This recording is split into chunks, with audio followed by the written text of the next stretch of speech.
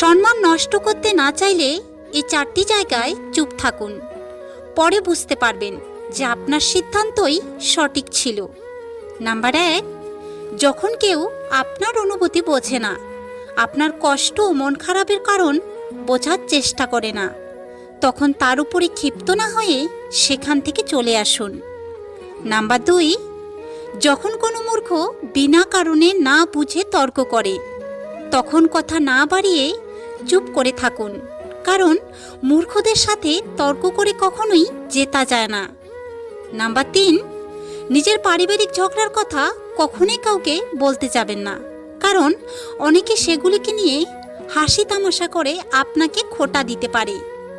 number 4, যখন কোনো মানুষ আপনার উপরে রাগ দেখিয়ে নিজের মন সান্ত্বনা দিতে চেষ্টা করে, তখন তার সাথে তর্ক না করে সরে আসাই বুদ্ধিমানের